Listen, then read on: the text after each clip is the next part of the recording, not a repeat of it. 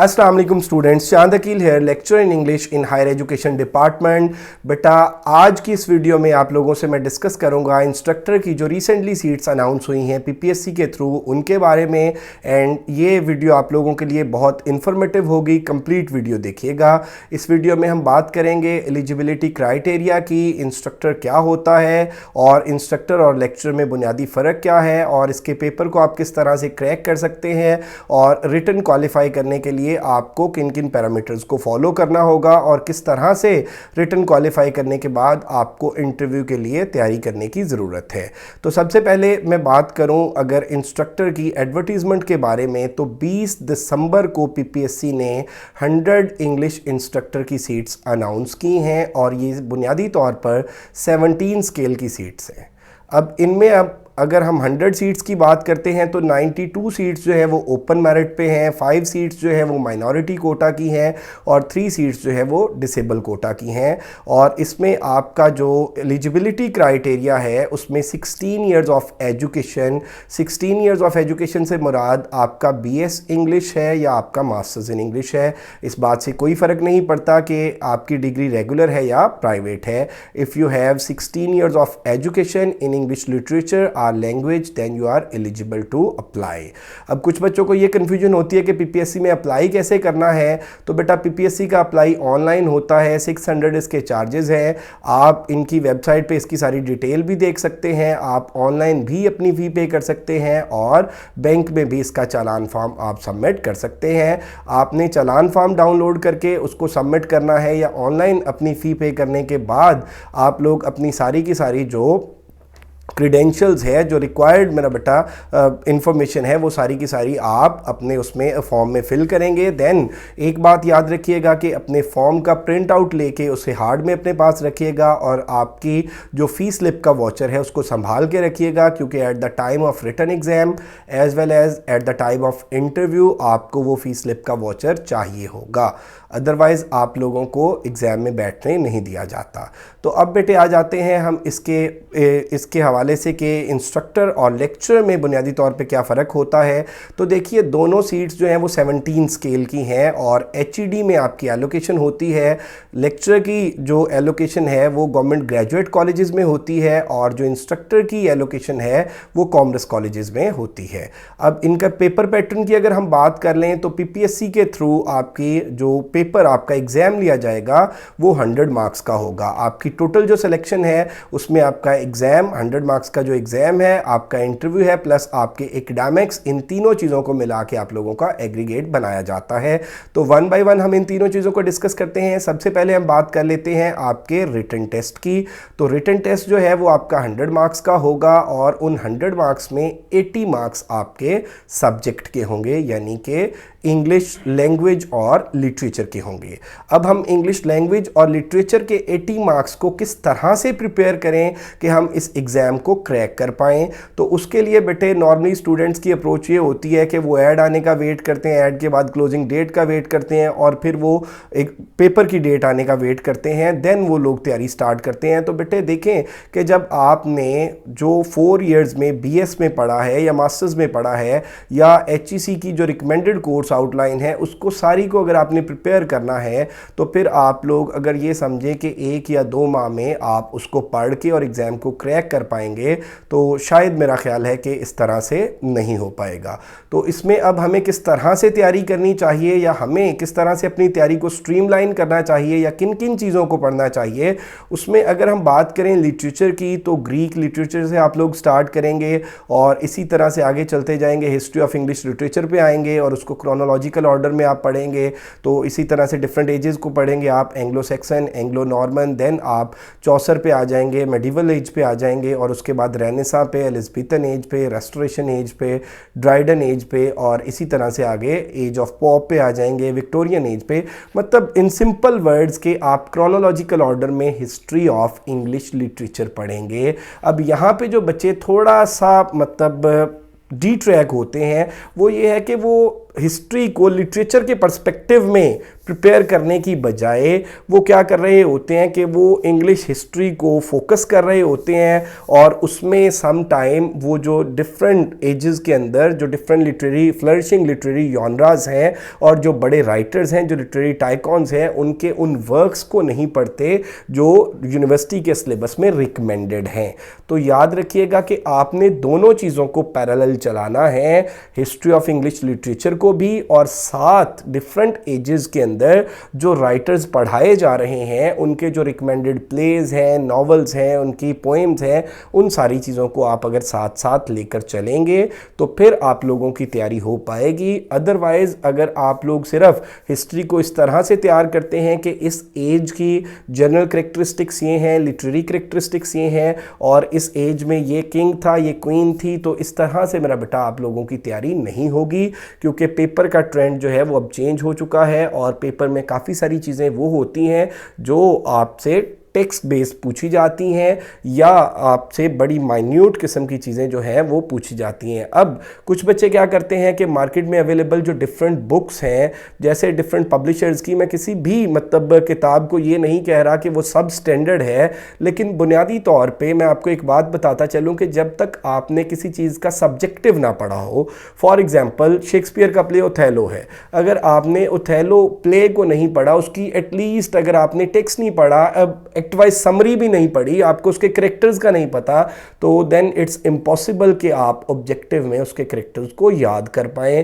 तो इस पर्सपेक्टिव में अगर आप कोई भी मारूजी की किताब लेते हैं, वो किसी भी पब्लिशर की है और आप डायरेक्टली उससे एमसीक्यूज याद करना शुरू कर देते हैं until unless you don't know the summaries are stories are basic themes, तो फिर आप लोगों के लिए वो एमसीक्यूज ना तो आप लोग उन्हें क्रैम कर पाते हैं और दूसरी बात अगर आप क्रैम कर भी लें तो वो आप लोगों के लिए यूज़लेस होते हैं, क्योंकि पीपीएससी का पेपर जो है वो कंसेप्चुअल होता है और पीपीएससी के पेपर में बेटे तुक्का नहीं लगता, और अगर फॉर्चुनेटली लग भी जाए तो अगर आपको सिर्फ एमसीक्यूज आते हैं तो देन इंटरव्यू तो आप किसी सूरत भी क्वालिफाई नहीं कर पाएंगे। तो सबसे पहली बात तो मैंने आपको ये बताई कि आप लोगों ने एक पैटर्न को फॉलो करना है, जिसमें आप क्या करेंगे, हिस्ट्री को देखेंगे, हिस्ट्री ऑफ इंग्लिश लिटरेचर को जो राइटर्स सिलेबस के अंदर शामिल हैं और उनके जो वर्क सिलेबस के अंदर शामिल हैं उनको आप पढ़ेंगे और साथ साथ आप लिटरेरी थ्योरी को देखेंगे, लिटरेरी क्रिटिसिज्म को देखेंगे और उसके अलावा लिंग्विस्टिक्स को देखेंगे, लिंग्विस्टिक्स की सारी ब्रांचेस को, डिफरेंट स्कूल्स को देखेंगे और उसके साथ साथ इंग्लिश ग्रामर के पोर्शन को फोकस करेंगे, तो देन आप इस 80 मार्क्स के पोर्शन को कवर कर पाएंगे। और इसमें कुछ बच्चे, ख़ास तौर पे वो बच्चे जिन्होंने मास्टर्स किया है, प्राइवेट मास्टर्स किया है या उनका रेगुलर इवन मास्टर्स है एनुअल सिस्टम में, उनके साथ प्रॉब्लम ये आती है कि उन्होंने वर्ल्ड लिटरेचर इन इंग्लिश नहीं पढ़ा होता, साउथ एशियन लिटरेचर नहीं पढ़ा होता, पाकिस्तानी लिटरेचर नहीं पढ़ा होता, पाकिस्तानी पोइट्री, पाकिस्तानी फिक्शन, और उन्होंने पोस्ट मॉडर्न की बहुत सारी चीज़ें नहीं पढ़ी होती, तो वो वाला पोर्शन उनका मिसिंग होता है या वो वाला पोर्शन उनका वीक होता है उन्हें, क्योंकि उन्होंने अपने पार्ट 1 और पार्ट 2 के सिलेबस में ये सारी चीज़ें पढ़ी नहीं होती। जब उन्होंने पढ़ी नहीं होती तो उन्हें ये आइडिया नहीं होता। अब ये वाली जो सारी चीज़ें हैं, वर्ल्ड लिटरेचर इन इंग्लिश है और इसके अलावा अफ्रीकन लिटरेचर है, साउथ एशियन लिटरेचर है और पाकिस्तानी लिटरेचर है, ये डिफरेंट यूनिवर्सिटीज़ में BS में 6th 7th 8th सेमेस्टर में पढ़ाया जाता है। और इसके अलावा जो एनुअल वाले बच्चे हैं उन्होंने ऑब्वियसली रिसर्च का पोर्शन नहीं पढ़ा होता और इसके साथ साथ जो है उन्होंने बहुत सारी चीज़ें लिंग्विस्टिक्स की, क्योंकि वहाँ पे लिंग्विस्टिक्स का पेपर जो है वो ऑप्शनल होता है। जिन बच्चों ने शॉर्ट स्टोरी या ऐसे को ऑप्ट किया होता है उनका लिंग्विस्टिक्स का पोर्शन भी वीक होता है और उसके अलावा इन्होंने डिस्कोर्स को भी नहीं पढ़ा होता। तो अब अगर आपने पेपर को क्रैक करना है तो पेपर का ट्रेंड जो है वो थोड़ा सा चेंज हो चुका है, क्योंकि अब वो जो 2 इयर्स मास्टर्स डिग्री है वो रेगुलर तो ख़त्म हो चुकी है, प्राइवेट जो है वो यूनिवर्सिटीज़ ऑफर कर रही हैं।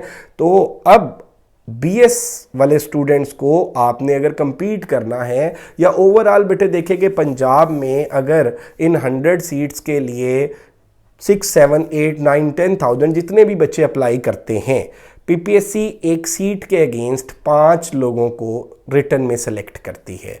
100 सीट्स हैं 92 देख लें आप, ये सीट्स जो हैं वो ओपन मेरिट की हैं। इन 92 सीट्स के अगेंस्ट जो है वो आप देख लें कि 460 और हार्डली 470 जो स्टूडेंट्स हैं उन्हें शॉर्ट लिस्ट किया जाएगा इंटरव्यू के लिए।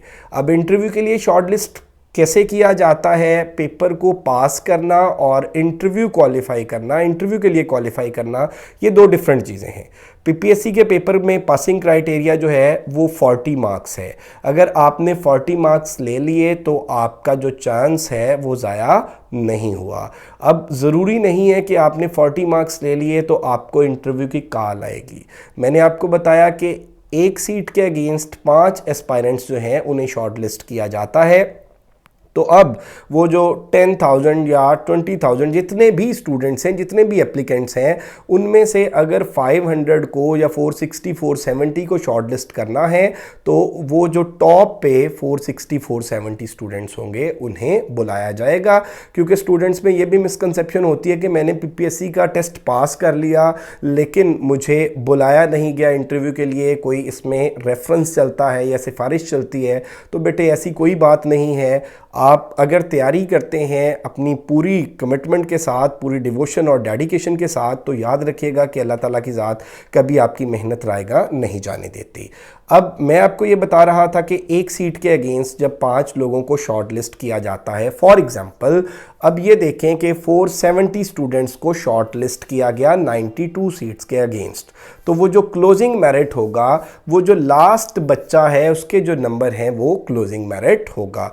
अब 5 लोगों को, अब उन सारे लोगों को क्या किया जाता है कि इंटरव्यू के लिए कॉल की जाती है, और इंटरव्यू के लिए जो कॉल की जाती है बेटे उसमें से फिर शॉर्ट लिस्ट मज़ीद कर लिया जाता है और जितनी सीट्स होती हैं उसके अगेंस्ट। और याद रखिएगा कि अगर सूटेबल कैंडिडेट ना मिलें तो पीपीएससी वाले जो हैं वो सीट्स को खाली भी छोड़ देते हैं। तो अब मैंने आपको बताया कि जी तैयारी का पैटर्न जो है इसमें आपको क्या करना पड़ेगा कि ग्रीक लिटरेचर से स्टार्ट करना पड़ेगा और उसके बाद हिस्ट्री आप क्रोनोलॉजिकल ऑर्डर में पढ़ेंगे, लिटरेरी टर्म्स को पढ़ेंगे, लिटरेरी थ्योरी को देखेंगे, लिटरेरी मूवमेंट्स को देखेंगे, लिंग्विस्टिक्स को देखेंगे, और इसके अलावा जो आप अफ्रीकन लिटरेचर को देखेंगे, पोस्ट कॉलोनियल लिटरेचर को देखेंगे, पाकिस्तानी लिटरेचर को देखेंगे, अमेरिकन लिटरेचर को देखेंगे, वर्ल्ड लिटरेचर इन इंग्लिश को देखेंगे, इन सारी चीज़ों को। अब ये वाली सारी की सारी चीज़ें जो हैं इनको तैयार करने के लिए आप किस तरह से स्ट्रीमलाइन चीज़ों को कर सकते हैं, क्योंकि एक्चुअली अगर हम डाटा की बात करते हैं, अगर हम बुक्स की बात करते हैं तो बेतहाशा बुक्स भी मार्केट में अवेलेबल है और बेतहाशा डाटा भी अवेलेबल है। हमारी जो तैयारी होती है मेरा बेटा वो बुनियादी तौर पे चीज़ों को स्ट्रीमलाइन करना होता है, चीज़ों को एक पैटर्न में लाना होता है, चीज़ों को ऑर्गेनाइज्ड वे में लाना होता है। बाकी जो 20 मार्क्स हैं, बाकी 20 मार्क्स के लिए आप ये देख लें कि आपको 9 to 10 सब्जेक्ट्स पढ़ने पड़ते हैं। उनके लिए 2-2 नंबर का पोर्शन आता है। अब क्योंकि कंपटीशन बड़ा टफ होता है और आप लोगों की नेगेटिव मार्किंग भी 0.5 की हो रही होती है, तो इसलिए वो 20 मार्क्स जो हैं उनको भी आप लोगों को हिट करना होता है। तो उसके लिए अब देखिए 2 नंबर के लिए आपको इस्लामिक स्टडीज़ पढ़नी पड़ती है, बेसिक उर्दू पढ़नी पड़ती है, बेसिक मैथमेटिक्स तैयार करनी पड़ती है और बेसिक इंग्लिश ग्रामर भी तैयार करनी पड़ती है। देन जनरल नॉलेज है, करंट अफेयर्स है, एवरीडे साइंस है, बेसिक जियोग्राफी है, इनमें से 2-2 नंबर का पोर्शन आता है। तो अगर आपका सब्जेक्ट बहुत स्ट्रॉन्ग है और सब्जेक्ट की आप अच्छी तैयारी करते हैं 80 मार्क्स की, तो फिर जनरल नॉलेज या करंट अफेयर्स की अगर थोड़ी सी तैयारी आपकी कम भी होती है ना, तो कहीं ना कहीं पे आप compete ज़रूर कर जाते हैं। अब आता है बेटे कि आपका इंटरव्यू का मरहला या इंटरव्यू तक आप पहुंचते हैं कैसे, और आपकी फ़ाइनल जो एलोकेशन होती है उसमें किस तरह से क्राइटेरिया बनाया जाता है। आपका जो 100 मार्क्स का टेस्ट हुआ, इसको कन्वर्ट कर लिया जाता है इसकी वेटेज 50 में। फॉर एग्ज़ाम्पल आपके रिटन में मार्क्स आए आउट ऑफ 172, तो उनको कन्वर्ट कर लिया जाएगा 36 में। 100 मार्क्स का आपका इंटरव्यू होगा और 30 मार्क्स का आपका एकेडमिक्स होगा। टोटल 180 मार्क्स से आपकी सिलेक्शन होगी। अब कुछ बच्चों के माइंड में ये क्वेश्चन आ रहा होता है कि सर मेरा तो एमफिल नहीं है, बड़े सारे लोग एमफिल वाले अप्लाई कर रहे होते हैं, पीएचडी वाले। बेटे एकेडमिक्स के टोटल अब 30 मार्क्स होते हैं। अगर आपका एमफिल नहीं भी है तो एक आधे नंबर का तो फ़र्क पड़ सकता है। अगर आपका टेस्ट का स्कोर बहुत अच्छा है और अगर आपका इंटरव्यू का स्कोर बहुत अच्छा है तो एमफिल होना ज़रूरी नहीं है। मेरा एमफिल मैंने लेक्चरशिप के बाद कंप्लीट किया है। मेरी जब सिलेक्शन हुई 2017 में तो एट दैट टाइम मेरे पास एमफिल की डिग्री नहीं थी। तो एमफिल से ज़्यादा फ़र्क नहीं पड़ता। आप लोग बहुत सारे एमफिल विद ड्यू अपॉलॉजी बेटे, बहुत सारे एमफिल लोग होते हैं उनका रिटन क्वालिफाई नहीं होता। तो बुनियादी तौर पे सबसे पहली जो चीज़ है वो आपने अपने रिटन टेस्ट को क्वालिफाई करना है और देन उसके बाद इंटरव्यू की अच्छी सी तैयारी करके इंटरव्यू को क्वालिफाई करना है। तो इसके लिए एमके प्रिपरेशंस के प्लेटफॉर्म से हम लोग एक सेशन इंशाल्लाह 1 जनवरी से स्टार्ट करने जा रहे हैं और उसमें रजिस्ट्रेशन स्टार्ट भी हो चुकी है और बहुत सारे बच्चे जो हैं वो अल्हम्दुलिल्लाह रजिस्टर्ड भी हो चुके हैं। ये कम्प्रीहेंसिव टेस्ट सेशन होगा। इसमें 40 to 45 टेस्ट होंगे जिनमें literary theory, literary criticism, linguistics, English grammar, each and everything. और इसमें होता ये है मेरा बेटा कि 5000 पूरे सेशन के चार्जेस हैं और अपनी रजिस्ट्रेशन के लिए आप हमारे गिवन नंबर पे कांटेक्ट कर सकते हैं। इसमें हम जब आप लोग रजिस्टर हो जाते हैं तो हम आप लोगों के साथ पूरा एक रोड मैप शेयर कर देते हैं, पूरा सिलेबस ब्रेकअप शेयर कर देते हैं। उस सिलेबस ब्रेकअप के अकॉर्डिंग हम टेस्ट वाइज आपके साथ डाटा शेयर करते हैं, देन उनके टेस्ट शेयर करते हैं, टेस्ट की कीज़ शेयर करते हैं और उनकी डिस्कशन कराते हैं। और अल्हम्दुलिल्लाह हमारे बहुत से स्टूडेंट्स जो हैं वो एज अ लेक्चरर और डिफरेंट डिपार्टमेंट्स में अच्छी पोस्ट पर काम कर रहे हैं। आप उसके लिए हमारे चैनल पर रिव्यूज़ देख सकते हैं बच्चों के। एमके प्रिपरेशंस के नाम से हमारा यूट्यूब चैनल है, इसी नाम से हमारा फेसबुक पेज है। रजिस्ट्रेशन के लिए आप गिवन नंबर पर कॉन्टेक्ट कर सकते हैं। Thank you very much. Stay blessed. अल्लाह हाफिज़।